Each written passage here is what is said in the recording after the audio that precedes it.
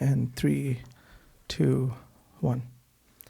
Assalamu alaikum wa rahmatullah. Wa alaikum assalam wa rahmatullahi wa barakatuh. Sheikh, I want to thank you so much for coming to this podcast. I know you are a little tired and maybe even exhausted. I appreciate you coming over. You're welcome. Thanks for having me. Of course, always. So I was kind of curious to know a little bit about your background, where you were born and raised. Were you born here or Canada? Where were you born? Bismillah ar-Rahman ar-Rahim. I was born in New York, Mm-hmm. and I was raised in Minnesota. Oh, you were born in New York? Mm-hmm. I thought you were born and raised in Bay Area. No, I came to the Bay Area after I finished high school. Okay. So after you finished high school, you moved to the Bay Area. Yep. And then from what I know, you went to Stanford for your undergrad as well as your grad. Yep. And what did you study there? Computer science. Computer science. Yeah. Was it a hot field back in the days as well, or is it just something that's hot today? It was a pretty hot field. That was the .com era. Okay. And there was a lot of job opportunities, and there was a lot of students who were studying computer science. Okay. And this is in the 90s or? Yeah, it was in the 90s. So that was like when the bubble really started growing. It started expanding at that time. Yeah, it hadn't burst yet, but it was expanding. Yeah. And it burst around 2000, right? Yeah, exactly. Yeah. Yeah. So I went to school with the people who started like Google, and yeah. So you were there when the whole thing was happening, Right. basically, in the center of everything. Well, I wouldn't say I was in the center of it, but I was present. Maybe I could say that. Yeah. Okay. And if you look at the city as a whole, I was there. Yeah. How did it feel? Because it's really interesting to, interview someone that was in this super hot field, and we read about it in schools and even history books about tech. So, and it's just really interesting to see a Maulana that went through the tech boom. How was it like? And did you ever aspire to create your own startup at one point? Yeah. So there was a lot of excitement, and there was a lot of sense of like entrepreneurship, and there were people who were trying to get startups started. I remember there was a group of us who said while we were in university, we said, okay, we're going to do a startup. And so we had a few meetings, and there's some pretty talented people in the room. Like I looked up to them and I said, oh, these guys are talented. And you'd think that, okay, well, I was thinking that if we actually can figure out a good idea, then it would make sense. But we never came with a good idea, so it never happened. Wow. So you actually never got to implementing? No. But when I did actually start working, I did end up joining a startup. Okay. And what startup was this? It was a company that no longer exists. It was bought by another company that was bought by another company. But it was in the CRM space. Okay. Do you have any memories of like meeting anyone that is now famous? I'm pretty sure that we met the Google founders because there was a research project I was working on where we ended up using like a prototype version of the Google search engine. So I remember like them. You used the prototype version of Google. Yeah. So incredible. Because the project that we worked on, we had to crawl, certain parts of the web. So they had the crawler, and so it wasn't search engine. It was the crawler that gets the pages and puts it into their index. Interesting. So back in the days, web apps were still like in the infancy. People weren't building websites the way that they build now, right? Like using different frameworks and whatnot. Yeah, we learned how to build websites using we had our Unix account. We would, what was it called, Telnet into the account, and then we would use Emacs to actually create HTML pages. So we would memorize all the HTML syntax. Interesting. And including like even bullet points, we would create them by hand. So there's obviously there's no AWS or any of that back in the days. Not in those days. No. Interesting. And then what I know is that you also started alislam.org. Yes. How was that like, starting alislam.org? So I remember I actually took this class, Introduction to Unix, and we had a pretty good teacher, and he taught us like a lot of the things like how to like grep, and then like I don't know. Other types of like, I even forget the names of the commands, but where you could take a file and substitute different things and kind of replace it and all that. So I had gotten these skills, and then there was a book of laws that was published at that time for Ayatollah Sistani. And there was an organization that was looking to put that up on the web, and they didn't know how. And then they got a quote from some company. They were going to charge them like £5,000 to do it. And I said that, well, you have a file, like a Word file, and I can do it. It's not a big deal, And so I actually converted it into HTML for them, and I didn't charge them for it. So it was just a simple Word file? It was just a simple Word file. But at that Okay. time, it was like this kind of like mystery. Like, how do you take a Word file and then turn it into HTML? Now it's, of course, you just press a button and it's done. Wow. So then it got me thinking that, well, maybe what's out there? Is there anything for Islam and for Shia Islam on the web? And I'd searched. Back in those days, we used to use like Yahoo. They had cataloged different sites, and then there was like Alta Vista, and so we would use that to search. Those are like portals, not really search engines. Alta Vista was a search engine, actually. And I only found one website in the entire web dedicated to Shia Islam. It was actually like a student organization at one of the universities. Mm-hmm. So I said, well, why don't we have like a website dedicated for Shia Islam? And so I used my personal account at Stanford. I created like a subdirectory called Islam, and I named it Islam. That's how what eventually turned into alislam.org was established. Interesting. And initially, you just put a few books. A few books, and then there was a few university students who were actively involved with digitizing texts. And at that time, they would post them to Usenet use groups. Ah, yes. Yeah, yes. and a lot of people were benefiting from their efforts. May God bless them all.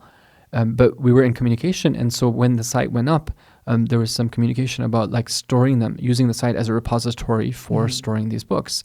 And people were excited because, it was like, oh, we finally have a website. Even though, if you think about it, it was a personal website on a university, but for some reason, people saw it as like a hub. And so I started collecting the books, and then eventually it dawned upon us, or myself, or I don't remember exactly, to actually register alislam.org as a website. And I went, and at that time there was a certain way of registering, and I saw that nobody had taken it, so I registered. You just the website. registered the website. And initially we didn't even, we had both sites, and eventually we moved like the books from here to there, and then there were, at that same time, around, I think it was around 1996, 97. We decided to form like a group of brothers and sisters who were going to work together on this effort, and that was the Ahlul Bayt Digital Islamic Library Project. Did you have your own servers, or how did you actually host these? Yeah, we actually had our own physical server, and it was actually based in Minnesota. And we started out with it's kind of like a small box. It was small, relatively speaking. I mean, at those times, all the computers were bigger. Okay, we're not talking about the room. They filled the whole room. Okay, but it wasn't like a personal computer. And then as the traffic increased, people were complaining like it's slow. So first we actually had it in the basement of our home, and then we had like a slower, like a 256 kilobit per second line, and then we upgraded to like a T1 line at home, and eventually then we moved it to like an office building and we got a bigger server. So I remember there was like this big box like type of thing, and eventually then that sort of era kind of phased out, and it then became like the hosted sort of servers, and so we you just transitioned. We transitioned, and it's been many years now that I haven't been actively involved with the project. May God reward all those who are involved, and they're doing a fantastic job. But that was kind of back in those days. It sounds like a story of Facebook or Google, right? Like all of a sudden you have this traffic coming, and you have to expand to bigger servers. But did you ever imagine that you'll have so much traffic coming in, or was it something that just happened? No, it just happened, and it was quite amazing. How. I saw many different people like voluntarily just coming together and saying that, there's a need here. If we don't put something together, then this is going to be historical. And we didn't even understand how historical it would be. These days, to get like a higher place on the Google search engine, people might spend like a lot of money, right? There's entire like fields of like, data sciences that are dedicated to like SEO, right? Search engine optimization.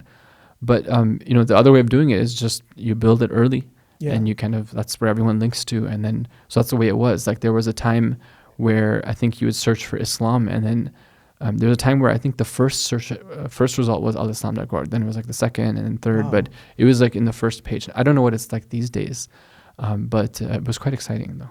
Were you involved in any other Islamic projects besides alislam.org, or was that, I'm talking about the online projects? Online.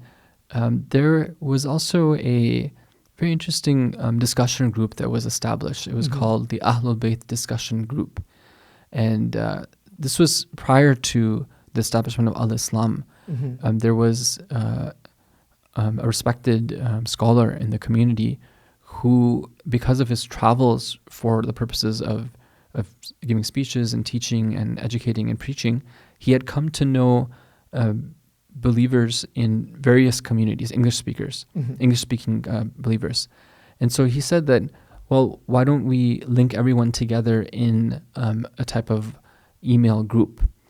Now, just, think about a time, maybe it's hard for you, where there is no Facebook, there's no social media, there's no WhatsApp, nothing, there's just email, right? And where getting an email was like a big deal, and where when you would respond to an email, it'd be more like writing a letter than like just sending like a note, right? It was quite a formal process, and at that time, even spam was like a lot less too. So the idea of being linked to other believers who share things in common, who might even be working on projects that you can work together, it was novel at that time. And it was so exciting to like meet people through this thing, and different parts of North America, even around the world. And so that was quite an interesting thing. And we would have different discussions and share news. And it was something that I feel personally like it broadened my horizons. I had grown up and I didn't have any type of, my perspective was very local, but this kind of helped to broaden my perspective. And if I think back, I think that this was one of the precursors to alislam.org, because it was through this group that we started to get to know other people, and some people who were kind of into tech. And so we were able to work together then when it came to Al-Islam.org. Do you have any ideas for Muslims that want to start Islamic projects online? I know there's a lot of computer science students that are maybe doing an internship, or they're at a university, they're thinking of different projects. And one of the things that they can probably do is create Islamic websites. And hey, it looks really good on the resume as well, right? So that's how I was even able to get my gig, is the employers looked at my resume and they saw projects. And even though they were Islamic projects, they still gave me a shot because it was technical, but at the same time, it was beneficial. And these are like really trivial, small projects that didn't have much impact. But do you have any interesting ideas for Muslims to think about? I know that there are scholars of the Hawza who are trying to spearhead some efforts for like developing some apps to help people do ahkam related things. Like there is somebody, for example, who's developing an app for inheritance and for khums, and even when it comes to some of the rulings related to women's issues and tahara. And some of these are quite complicated. Now, in the past, some of them have struggled to like find people to do these types of jobs like in a proper way. And even right now, one of the like sort of, for me, like one of the inheritance websites where I actually really trust the people who put it together, the interface is really clunky. So that's one idea that comes to mind, because you want to do something, you want to make sure that it's actually correct. Okay. Right. Another thing that comes to mind is there are some problems that we have that that could be solved by the use of technology and by the use of like kind of communication. Like, for example, the exact precise calculation of the Fajr time. Right now, there is like a project, it's called Open Fajr. And if you go and check out their website, it's very interesting how they actually have like this sort of telescope that detects like low light, changes in low light, and is in Birmingham, England. And they're able to like, kind of do some like a proper scientific way of observing when the Fajr sets in using that telescope. Now that's something that needs to be replicated in other cities. And then we need to collect that data and then come up with like, the most accurate timetables for Fajr calculation. But that's something that, the infrastructure needs to be developed for that, and the awareness needs to be raised that this is something which is important. Other than that, I have an idea. What about TurboTax but for khums? Yeah, khums is definitely, it's a huge issue. I think that it's very confusing, then especially these days with so many financial instruments, right? But why is it confusing? Why can't it be straightforward where we have all the rules laid out to us and and the marjas make it super clear in their website? Maybe they have a little tool where, we can put in our income, our savings and everything else, just like TurboTax, right? And kind of do all the calculations for us. Well, that's where brings up the question of what is the responsibility of the marja and what is the responsibility of those who are, kind of well-wishers and those who would like to help the community. The marjas are doing their job, which is to derive the rulings using the proper tools of ijtihad. And they're presenting those rulings. And if there are some things which are confusing, they have given us a way to be able to send in the questions and get the answers. Now, once the rulings are there, how can they be then, packaged and, an interface be put on them? That becomes the job of those people who have skills in those areas. So definitely, by working with like a scholar or a group of scholars who can really explain those rules, if there are people who have a background in finance and technology, they could do something like that. But just take note that they will be taking on a huge responsibility because it is something which is complicated. So they want to make sure they don't make any mistakes. Yeah. All right. So going back to your story, you worked at a startup. Yeah. And after working in a startup, did you join a larger company or? Well, the company went IPO. Okay. And so that was an interesting journey. The culture changed in the company after that, and it was more settled. The people who had gotten there early, a lot of them cashed out. Not me, I wasn't there that early, but those guys, they bought their Beamers and their houses and all that. And then the year 2000 came, and then there was the the burst in the bubble. Yeah. So we saw this company that had grown very rapidly. I don't think they ever turned a profit actually, but and then it started to decline. Employees started to be laid off, and that's just incredible how companies had no revenue and they were valued at an insane amount. Yeah. I don't know how that worked. It was a different time back then. I mean, we would go for recruiting events, and they would almost pay you to just show up. They would let's say there would be 15 people at the event. They would be giving away back in those days there was this these devices called Palm devices. Oh yeah, Palm devices. I remember those. Wait, how old are you? How do you remember that? I remember when I was 12 or 10 years old. Some uncle was going around with Palm devices. Yeah, and so it's interesting. Those devices, they never it's not they weren't connected to some data network or anything like that. You would just use them and then you would charge them and that type of thing. But anyway, they were kind of exciting at that time. There was no iPads at that time or anything. So they would actually give away those things if you just show up at the event, and there'd be 15 people and then there'd be a draw for them. I mean, it was it was way beyond just free food. That's how much money was being spent. Interesting. Yeah. And all the dream just vanished when the bubble burst. Well, I mean, like I said, people who cashed out, they cashed out, and the people who didn't, they didn't. But I mean, it was Okay, so then, what were you doing at that time? Because I know you went to Qom in 2004. Yeah. And from the little memory that I have when I was a kid, I also remember that you were heavily involved and active at Sabah. And I remember at one point you were also a principal at Sunday school. And I got in trouble by you one time, but I don't remember that. You sure it was me? You probably forgot. Sure it was me?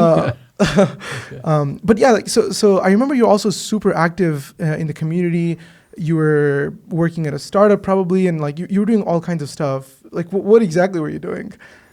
I was just trying to find purpose. You get to a certain point in life when you realize that money, it's whatever. It's just something, right? It's a tool, right? It's not an end in of itself. Position, I was a manager, so I had my team. They were reporting to me, and I would do reviews. I would hire, interview, all these type of things.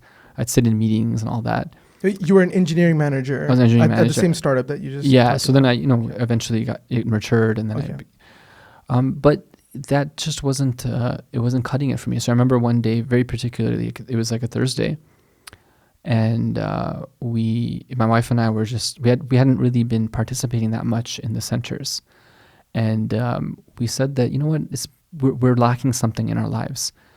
We should really go to the center. And so one time we would come to Sabah, and then one time we would go, and then we found out like randomly at some gathering of like that there's a new center opening up, and it was like the Fatimiyya Center in Hayward, and it was actually just a couple miles away from where we were staying. So one day we went there, and everyone was speaking a language that we didn't speak at that time, because at that time Farsi. At that time I didn't speak it, and so we were like, maybe we shouldn't be here. I mean, because we were like, what are we coming here for, right? And then the speaker began to speak in English, and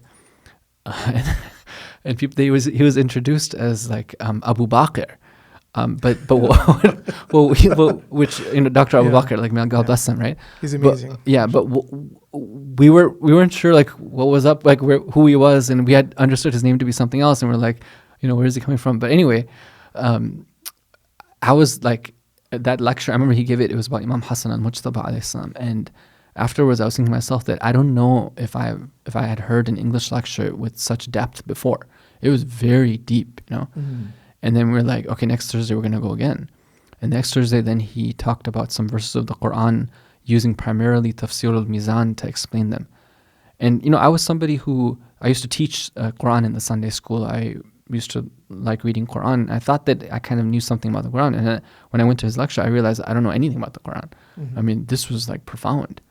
And so this was something that was like very much attractive to me. And then I started to realize, this was like one of the things that kind of opened my eyes to something. And then when I went to Sabah, I remember I met, I forget who it was, whether it was your father, or I'm sorry, whether he was there at that time, or whether it was, perhaps it was your father. But there was a discussion, that like I was just like, I think I need to do something to help out, Mm-hmm. because I feel that I just felt this like sort of responsibility.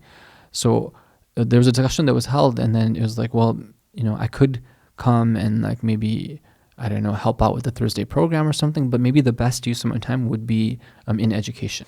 Sorry, we'll just step back just a little bit. So you talked about how you just weren't satisfied, or like, what were those feelings like? Was it lack of happiness? Was it lack of satisfaction? Yeah. Was it just boredom? Like, what exactly were those feelings? All that and more. Yeah. Mm-hmm. I mean, boredom. I mean, I am a tech guy, so it wasn't like I was like, I enjoyed technology, but there was something lacking. Okay, and I started to see some warning signs too. I felt that my heart was dying a slow death, like spiritual heart. Was it because you felt like you were too sucked in to the industry, or I don't want to get too personal here, but I know that many people, hearing this might also have this, similar experience. Yeah. So could that also be a big factor? Well, one of the things that I personally would do, this is my personal habit, is that I would work 40 hours a week, and unless there was like a release coming up, I wouldn't really work more than 40 hours a week. Mm-hmm. But what I would try to make sure to do is to make those 40 hours be productive. And I never was asked by my managers to, like, they never sort of faulted me for Mm-hmm. not working enough. Got it. And I did have like a separation between work and life. And back in those days, we didn't have like devices which were connected all the time. We did have like the VPN and all that, but I wouldn't use it unless I really needed to. But I would say that the issue was more about not having a proper like frame of reference, like, and a proper worldview. Like, I didn't understand. My fundamental question was that, what am I here for? Right? Like, I always had this thing in me from when I was young that I need to strive for, like, I want to be the best. Mm-hmm. Right? This is my habit, right? So whether like math, science, or English, I always try to, like, spelling bee, whatever. I wanted to like be the best.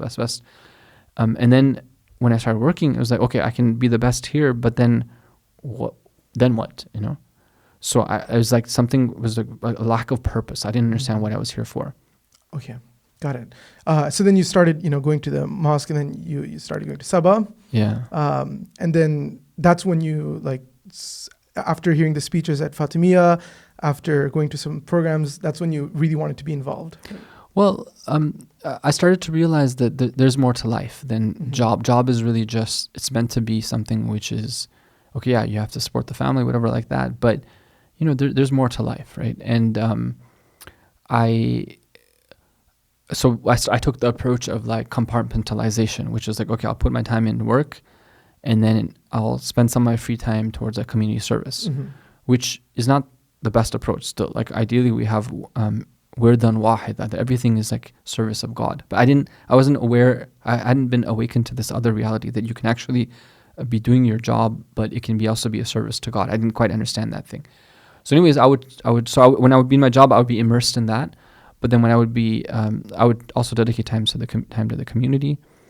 And what happened is that, for example, in these lectures of a brother, Dr. Abu Bakr, he would talk about the stories of the Urafa, Allama Tabatabai, Imam Khomeini, rahmatullahi alayhima. And I realized that, whoa, man, this is something. This is you can quote all you want, right? You can learn all the coded languages, you can whatever, but you're not going to get this thing, right? And so that was something that really piqued my interest. That, okay, there's these realities beyond the material realm. And I felt this deep yearning to want to at least understand more about that. What is that? Who is it? How do you get to that type of thing? You could have learned these things as many people do by just reading a bunch of books. And you being the founder of alislam.org, you had all the resources to read unlimited books. Yeah. But yet you decided to go one step further. Yeah. And I remember one day randomly we threw a goodbye party for you at Sunday school, and I found out that you're leaving and you're going to go to Qom. And yeah, what made you think of wrapping up and going to Qom, leaving Silicon Valley, leaving the tech industry? You had a great position as an engineering manager. You basically had the life, right? So you could have just been doing Islamic research and reading books on the side, but you kind of went completely the other way. So what made you decide that? Yeah. I think that there comes a time in life where you realize that you start to, God opens up your eyes to your own deficiencies. Ideally, this is something that somebody would always be watchful for, and they would always be monitoring themselves to see where is it that I am lacking. But for me, maybe this was a failing on my part. But then something's happened, and God opens up your eyes to these things. So I began to be keenly aware that the lifestyle, this type of lifestyle for me, at least the way that I was approaching it was not going to take me to spiritual success for me. I didn't know, and I didn't have a coach that I could turn to. What was your definition of spiritual success? Meaning that you're actually getting closer to God. And I didn't have a coach that I could turn to explain my situation and say that, look, what am I doing wrong? But I knew that I could find some help in the center of it all, right? And so we talked about the center, right? So there's a center for this as well, right? And so that's when I said that, okay, let me at least go for a visit there. And so I went for a ziyarah visit, and I met with a number of the students in the Hawza, and I was really impressed. The stuff that they were talking about isn't stuff that you could find in the English books, right? And it wasn't just that they could quote from books. They had something more than what you can get from just books. And a number of other things happened. Alhamdulillah, I went for Hajj, and Hajj was a life-changing experience for me. There was a scholar who was visiting Sabah at that time. Sabah at that time was in White Road. And there was one event that I was participating in. And after that event, he came to me. I happened to give a speech at that event. Okay. And, I shouldn't have been speaking, but at that time there wasn't people to give English speeches. So I had read some books, and then I was presenting for the books. So he told me, he's like, good speech. Your content was a little bit off, but good try. But then he looked at me and he says that I think you should go to Qom. And I was like, what? I was like, I quit. I didn't really it was the first time I haven't even thought about it before, right? I thought about it, but it was no, I'm not that type of guy, right? But there's something about the way he said it and the timing, and it was after I went for Hajj, I believe, that same year, and it was like, oh, like maybe I should go to the Hawza, and then I was like, it was that like a number of events that took place. I went for the ziyarah, and then it was like, this is what I want. Like I could actually taste a little bit of that sort of spiritual food that I couldn't find in my lifestyle here. How long were you in Hawza for? I was there for about 10.5 years. 10.5 years. And you were in Madrasa Imam Khomeini? Or? Mostly, yes. Mostly, okay. That's really interesting. But a lot of us don't have the luxury or capability, or we'll call it tawfiq, to do what you did, which is packing up and leaving completely and enjoying the source, right? And so you've gone through this really, really long journey to find out the goal of life, what you really want in your life. What exactly have you figured out at this point? Like, what exactly is the goal of life according to Islamic principles? There are other, books out there, philosophical books. They say that the goal of life is just to live, happiness. But what is the Islamic perspective of goal of life? Sure, I can give an answer to that. I mean, I wouldn't want to speak about my own personal sort of. I'm not making any claims for myself. I mean, there's one thing to learn about something, another thing to actually achieve it. But there's a hadith which is reported from our Prophet sallallahu alaihi wasallam, where he talks about like true happiness, and he says like that true happiness lies in a long life in servitude to Allah.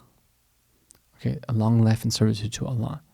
How can I take all the blessings that God has given me and turn that potential into actualize it, and like wherever I've been given, I actually raise the bar and go to the higher level, and in the meanwhile, like put it all at the service of the higher ideal and like service to God, which means, of course, serving the cause of God, right? Serving, meaning like ascend spiritually, and then help the society ascend as well, right? That's the purpose, Okay, but that's a little vague, because when you say serving God, there's a billion things we can do. How do we find that one thing? Is it through going to the community and washing dishes once the program is finished?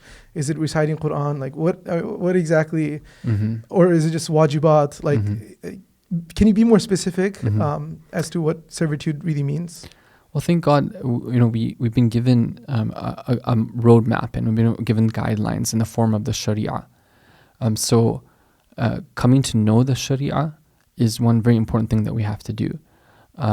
And a lot of times, like, even at the basic level of reading, like being familiar with the Risala of the Marja, that's one step, and then making sure that we understand those things that pertain to us. So that's the very first step. That's one of the first steps, right? And then there's a lot of responsibilities and rights and even laws that sometimes aren't mentioned in those books, and we have to go to other sources to get them.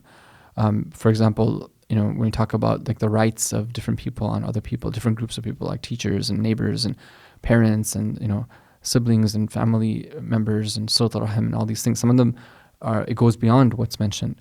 And then there's specific sort of parts of the Sharia that have to do with, they govern certain parts of our life. For example, when somebody wants to earn a living, when somebody wants to have a family, when somebody has kids, right? There are like Islamic principles and guidelines that we need to be acquainted with, right? So one important step is just becoming acquainted with these guidelines and these principles.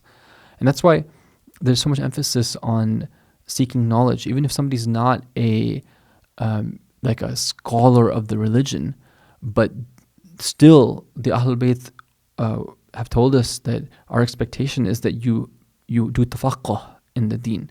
But that type of tafaqquh, or getting deep knowledge, has to do with being familiar with those things that I practically need to be aware of. Such as? Such as those things that I mentioned, like all aspects of my life, like what does Sharia say? But that's that level of like what to do and what not to do. But even in terms of then understanding, well, overall, like what is it that I've been created for? What is it that society is meant to attain? What did the Prophet and the Imam strive to establish in the society? Like what did they want to do? Like what kind of, like these days, we talk about, we kind of assume that there's these things that are taught to us that, okay, the best society is the one which is a democratic society. It's a capitalist society. It's a free society. It's an open society. It's a whatever, all these things. Or now these days they're saying that, no, it's not open. It should be something which is selective. It should be for like this race. I mean, there's all these different like ideologies that are thrown out there. What is the Islamic ideology? Mm-hmm. So this type of education, it's something that all of us would want to, understand. Not there's different depths. Right? There's one time when you go at the source and you actually derive it, and from that's what the Hawza is for. But at least at the level of like being literate, being a well-versed person when it comes to Islamic ideology and like Islamic worldview and Islamic practice. How can people do that if they don't have if they can't go to Qom? Well, connecting with scholars. That's with trained and scholars who practice what they preach. One of the senior scholars who's from the West. He recently, I was attending one of his lectures, and he made this comment. He said that in my experience, those who would like to keep the connection to their faith alive, it's important for them to have like a regular session with a qualified alim at least once a week. Mm. Okay, no matter what you're doing, you could be a lawyer, you could be a dentist, you could be a construction worker, whatever, right? But having that connection with the teacher. Mm-hmm. And in my own personal experience, when I was in Qom, like the best time, heaven on earth is when you sit at the feet of your teacher, and you learn from them. Right? There is nothing. I mean, I don't know if there's other higher forms of pleasure, but this is something. Of course, when somebody becomes acquainted with the true teachers, right? And that's even more. But I'm just saying that it's something which is very beautiful, right? So that tradition needs to be there. And then there's a whole discussion, well, what if you don't have access to the scholar? Well, that's a different topic. And then, okay, if you don't, like, let's say that somebody, if you can't do that for whatever reason, we do have some online resources now, some websites that are run by, trained and certified, authorized scholars. And they offer like different programs, where you can kind of go at your own pace, which is an option, not obviously a replacement for the other type of thing, but it's something. Yeah. So being acquainted with the sheikhs, being well versed in Sharia, understanding the fiqh and maybe usul, the ideology, the ethics. The ideology. So these are basically the grounds for us to kind of reach the level of basically or going in the path of our goal of life. Well, that's all knowledge. Yeah. Right. Now we have to act on that knowledge. Okay. So right. So once you acquire you can never acquire the knowledge, but let's just say that someone has the basics down. Right. Mm-hmm. They do their wajibat. They avoid the muharramat. Mm-hmm. But they still feel like they're very far from what they can achieve spiritually, mm-hmm. especially people that are working in the industry. So an example would be like, let's say that they're in a big tech company, mm-hmm. Or even any company for that matter, and there's so much haram that goes on, right? You see people drinking alcohol, people are doing weird things in all hand meetings. There's interactions with non-mahram, and there's constant. People are constantly swearing. Even the boss nowadays, everybody basically swears. Obviously, you can't pull away from work altogether, or you can't really provide for your family. And not everybody can just wrap up and go to Hawza. So you're telling me that, okay, do all these things, but at the end of the day, what really matters is preserving ourselves when it comes to workforce or school or whatever.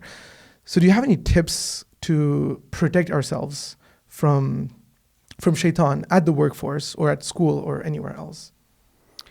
Well, one point I want to emphasize is that we obviously we want to be engaging with the larger society. We don't want to be isolationists, but we also want to maintain our identity and be proud of it. And we want to be able to establish those type of institutions where we kind of present our own value system and our own agenda. So, for example, like what we need to be doing is ideally like those who are skilled, those who have talent, come together and establish your own businesses, right? Where you can set the pace for like the environment and you can set the conduct and these things, and it can be a great source of education, that, okay, well, this is how the Muslims do it, and there's nothing wrong with that. There's so many Muslims in this area that in the major companies, like all their cafeterias serve halal food. Isn't that correct? Yeah. So, I mean, so the potential is there. I'm not saying that it has to be exclusive, but at least the value system, the way it's designed can be based on and can incorporate Islamic culture and Islamic values. And then when you work together, then you say that, okay, well, this is the way we do things. When we go and see clients, we have a company policy, for example, where we don't shake hands. Okay, no, it's not no hard feelings. When it's a company policy, then nobody's going to feel bad about it, right? That's just the way we do things, right? And we have a company policy of we don't have alcohol, right? So that's just how we do things. And then now let's say somebody is not in that position. I'm just talking about ideal. Then one thing is constant vigilance of the self, being watchful over oneself, what one sees, what one says, what we do, right? That vigilance is one of the most underutilized but most effective ways of maintaining our status as Allah's slave and servant. Because after all, when we're not monitoring ourselves, we don't have that watchfulness, we don't have that self-awareness, then what's going to happen is that we'll be overpowered by our base desires. And, we say that we're committed to like staying away from haram and doing the wajibat, but what might happen is we're not even realizing what's happening, what we might be saying, what we might be actively listening to, what we might be even seeing. So this active awareness of oneself, active vigilance, which is called muraqabah, and muhasabah, taking account of one's actions. And then making sure that we take time for ourselves, right? We have to realize that when we're in these environments where there is sinfulness, we are going to, be affected by it unless we take active measures to shield ourselves from it. Those active measures would include being very committed to the wajibat, and we're told in hadith that the benefit of reciting prayers on time versus after that time, not even qada, is the benefit of the akhirah over the dunya. Right? So why would somebody want to delay that? Right? It's like 5 minutes, 10 minutes, right? Why would you want to delay it? Right? There's provisions there. You can go and pray, say your prayers. And making sure that we compensate for this by having an active spiritual routine that we pursue on a regular basis. Reading Quran, like giving charity, being familiar with the du'as of the Ahlul Bayt, the munajat of the Ahlul Bayt alayhim salam, ziyarat, right? These are things which can, even if it's a small thing, but we do it regularly, it can have a huge impact. Making sure that our income is halal, right? Like, why should we jeopardize our akhirah just for the sake of a few extra dollars, right? Like, Allah will provide rizq to us, right? We don't need to, we can be selective and choose only those things where we're not forced to support haram or do haram things. And then making sure that we're being balanced and performing our overall duties to ourselves, our families, and the society at large. Somebody who is just focused on themselves in the prime years of their lives, and they're depriving the community of their presence and their service. Well, I mean, people need them, right? I mean, you have talents, use them in the way of God by helping your fellow people. There's so much work that needs to be done. There's so much infrastructure that needs to be built in our communities. Come and use your talents, and even at the level of like family, a lot of times like people just get so involved with their careers, they neglect their children, they neglect their spouses, and it's more like the home is more like a convenience place for people to just like a rest stop, But the real life is like, in the workplace. That's what the companies want you to think, that that's where your life is. But we shouldn't see work that way. What would you say to people that want to contribute their effort and talent in the community, but they feel like it's not professional, things are chaotic, and things aren't as organized as they intend to be, and there's always politics involved. Many folks that I personally know kind of just get turned off by that, and they're like, it's just not worth it. Yeah. What would you say to them? I would say that politics is part of life. I mean, that's just the way things work, right? And you'll have different conflicting opinions on things and disappointments and here and there. But it's there's no option here. I mean, what are we going to do, right? I mean, we have to do something, right? And so I would say that you have to have patience, right? We have to expect that when we try to do good things, shaitan's going to come and try to, kind of convince us not to, and bring a lot of excuses for us to just leave it behind.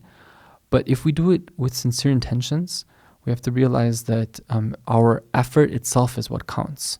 The results are in the hands of God. Also, like, we have to be willing to accept leadership. There's one problem that we have. Sometimes we think that, okay, I'm an expert in tech or whatever, right? So that means that I'm an expert even when it comes to community development. No, like it's a different field, right? So we have to recognize where expertise lies. We have to be able to work together. We have to be willing to even sometimes learn some new areas just so we can help out, right? Or if we can't, then we fund those who will go and learn those areas so that we can have like the proper knowledge and expertise in order to do things. For example, one of the areas which is so important these days is Islamic schools, right? Like real Islamic schools, not just like Muslim schools, but Islamic schools. So that's something which, we need people to have that expertise and to be able to guide and manage these type of projects. All right. So you mentioned Islamic schools, and I really wanted to talk about that before we conclude. But why do we even need Islamic schools? One of the common questions that a lot of people have, especially like parents that send their kids to private school, is that they're thinking like, well, if I send my kids to a really good private school, it's going to have like all of the good environment and everything else. And I can even teach my kids Quran at home. So why do I even need to send my kids to Islamic schools where they might pick up an accent that I don't want them to pick up, or they might not have as high quality of education, and so on. So what would you say to those parents? That's a great question, and it's something actually that requires like a bit of time to answer, and it's something I'm quite passionate about. But I know that our time's limited. I have a commitment as well that I need to get to. So I'll just give a brief answer at this point, and maybe some other time we could pick up on that. Yeah, maybe we can have a whole podcast just on education. Inshallah, if Allah gives us tawfiq. So I would just say that, first of all, we have to understand what is the purpose of raising a child. Mm-hmm. Like, what are you after, right? Is it that you just want them to have a good place in the dunya? Or that, okay, they're going to have a comfortable, inshallah, life. They're going to be like not needy and dependent on others. They're going to be people who can stand on their own feet and who are articulate and who are like, let's say, intelligent, whatever. But that's something which has to do with just this dunya. And there's a whole other realm there, which is the akhirah, which is actually the ultimate destination. That's what we have to raise our children for, to be successful in the akhirah. Now, we have to have a wider perspective that, life doesn't end when we go down into the graves, right? Life continues. But it's the dunya which is the place where we sow the seeds that will then bear fruit in the akhirah. Now, how do we do that type of raising of our children, right? I mean, when do we do it? Like, it has to be done when they're young, right? And the type of the work that needs to be done is quite a lot, right? Like, there are a lot of things that need to be learned. Like, these things that we're talking about, ideally they would be taught, when somebody's young. Learning them after you start your job is super difficult. Mm-hmm. There's a lot of knowledge that needs to be learned. There's a lot of customs, a lot of culture. So we need an environment to do that. And the most natural environment is the school. That's what schools are for. It's for teaching. Not only that, just think about this, like when you go throughout the day and the name of God is not mentioned, that is not called religious freedom. that's called the promotion of a quote-unquote religion, which is the absence of God. It's a worldview. It's a secular worldview.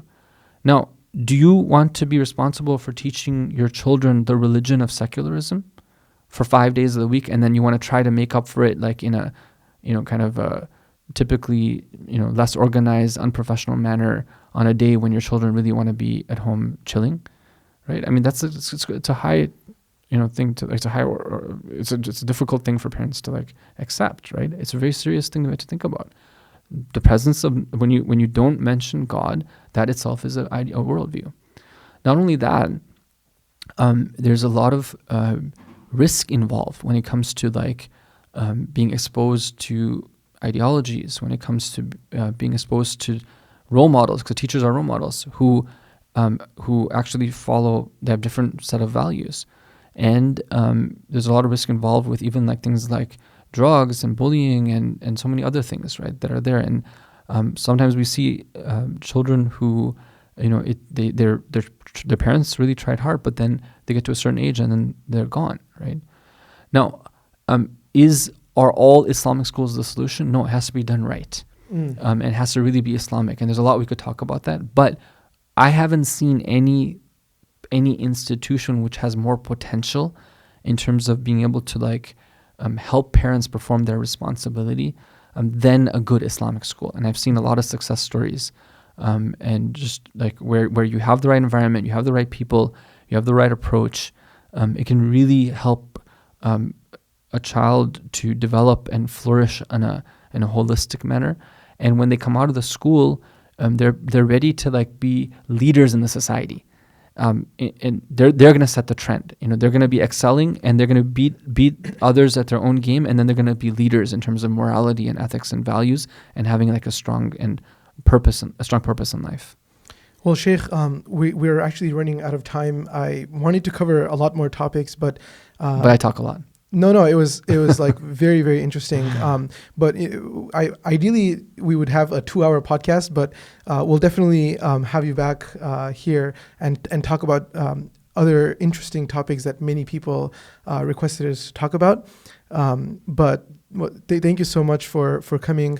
But before we wrap up, I have a really quick question to ask you, and that is, if you were to have 2 different words, and you can put these 2 words in a billboard anywhere in the world, maybe Times Square, what would those 2 words be? And what's the purpose of the words? Anything that you want. So someone gives you power to put 2 words, 2 big bold words anywhere in the world where a lot of people will see. What would those 2 words read? That's a really good question. I wish you had given me that question from before. Maybe something about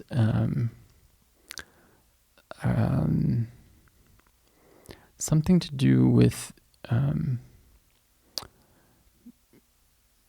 some type of. Oh man, this is a difficult question. Be good. No, that wouldn't be. I would say something about like which would activate like somebody to do some introspection, self-introspection, because within like the saying of Imam alayhi salam, like his like that don't imagine yourself to be like just a contained small body, but within you is like the whole universe. It's there. It's contained within you. So realize maybe I would say something like that, like 3 words: realize your potential. Realize your potential. Yeah. Okay. Realize potential. Can we just do that? It might sound a little bit desi. If you wanted to, you could put it that way. Perfect. Well, realize your potential. That's a really great way of ending it. Again, thank you very much, Sheikh Salim. You're welcome. Inshallah, you have a wonderful rest of the stay here in Bay Area, inshallah. Inshallah. Thank you so much for all your efforts. May Allah reward you. Inshallah. Assalamu alaikum. Wa alaikum assalam.